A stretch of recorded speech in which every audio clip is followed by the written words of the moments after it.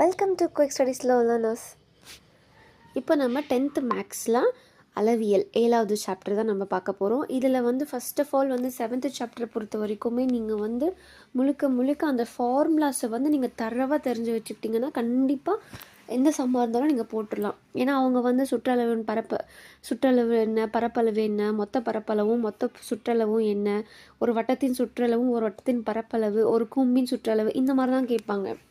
So அப்படி கேட்குறப்போ உங்களுக்கு அது ஈஸியாக இருக்கும். சரிங்களா? இப்போ செவன்த் சாப்டரில் அளவியலில் பார்த்திங்கன்னா ரொம்ப இம்பார்ட்டன்ட் சம்ஸு. ஒரு நிமிஷம் நான் உங்களுக்கு மார்க் பண்ணித்தரேன். பார்த்திங்கன்னா இப்போ கனச்செவ்வகம் எடுத்துகிட்டுன்னு வச்சுக்கோங்களேன். அது பார்த்திங்கன்னா இந்த ரெக்டாங்கிள் ஷேப்பில் இருக்கும். ஸோ அதில் வலைபரப்பு பக்கபரப்பு கேட்டிருக்காங்க. ஸோ இப்போ கனச்செவ்வகத்துக்கு நம்ம வலைபரப்பும் பக்கபரப்பு காண்க அப்படின்னு கேட்டாங்கன்னா, இல்லை கண்டுபிடிக்கவும் அப்படின்னு கேட்டாங்கன்னா, உங்களுக்கு ஃபஸ்ட்டு தெரிய வேண்டியது அந்த வலைபரப்பு பக்கபரப்போட ஃபார்முலா தெரிஞ்சுக்கணும். ஃபஸ்ட் ஆஃப் ஆல் நீங்கள் ஃபார்முலா தெரிஞ்சுக்கிட்டால் மட்டும்தான் உங்களுக்கு அது ஈஸியாக இருக்கும். ஸோ இப்போது கனச்செவ்வகம் வலைபரப்பு மற்றும் பக்கப்பரப்போடைய ஃபார்முலா என்னென்னு பார்த்தீங்கன்னா 2h ப்ராக்கெட் L + B நான் வச்சுக்கோங்க. 2h L + B.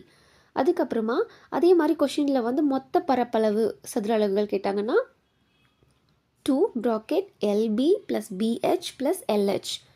நீங்கள் நான் வச்சுக்கோங்க. இங்கே நம்மளுக்கு வலைபரப்பில் பார்த்தீங்கன்னா H, L, B மூணுமே இருக்குது.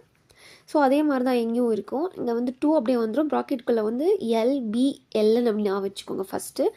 செகண்ட் ஒன் BHH நான் வச்சுக்கோங்க. ஃபஸ்ட்டில் L வரும், லாஸ்ட்லேயே L வரும்.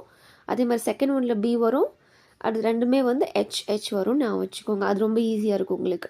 இப்போ அதே மாதிரி கனச்செவ்வகத்தின் கன அளவு கேட்டாங்கன்னா அது பெருக்கல் குறியில் வரும். கன அளவு பெருக்கல் குறியில் வரும். L பெருக்கல் B பெருக்கல் H இப்படி வரும். ஸோ என்னை பொறுத்த வரைக்கும் நீங்கள் 7th சாப்டரை போடணும் அப்படின்னா கண்டிப்பாக உங்களாலையும் முடியும். ஸோ இப்போ 7th சாப்டரை பொறுத்த வரைக்குமே நீங்கள் இருக்கிற இந்த மொத்த ஃபார்முலாவுமே தெரிஞ்சு வச்சுக்கணும். ஓகேங்களா? இந்த ஃபார்முலாஸ் ஃபுல்லாகவே நீங்கள் தெரிஞ்சுக்கிட்டால் மட்டும்தான் உங்களால் ஈஸியாக இதில் இருக்கிற சம்ஸ் எல்லாம் போட முடியும். நான் உங்களுக்கு இப்போ இதில் இம்பார்ட்டன்ஸ் ஃபார்முலாஸ் மட்டும் சொல்கிறேன். அதை மட்டும் மெமரி பண்ணிக்கோங்க. அதுக்கு தகுந்த நம்ம சம்ஸை நாளைக்கு பார்க்கலாம். ஃபஸ்ட்டு கனச்செவ்வகம் படிச்சுக்கோங்க. கனசதுரம், நேர்வட்ட உருளை கண்டிப்பாக கேட்பாங்க. அதுக்கப்புறமா கூம்புமே அதிகமாக கேட்டிருக்காங்க. ஸோ ஃபஸ்ட்டு கோலம். முதல்ல கனச்செவ்வகம், கனசதுரம், நேர்வட்ட உருளை, நேர்வட்ட கூம்பு, கோலம், இது மூணுமே அஞ்சுமே நல்லா தரவாக படிச்சுக்கோங்க. நான் உங்களுக்கு நாளைக்கு இதுக்கான சம்ஸை சொல்லித்தரேன். தேங்க்யூ, பாய். இதோட ஃபார்முலாஸ் எல்லாமே பார்த்தீங்கன்னா உங்களுக்கு புக் பேக்லேயே இருக்கும். ஸோ அதை வச்சு கூட நீங்கள் படிச்சுக்கலாம். தேங்க்யூ.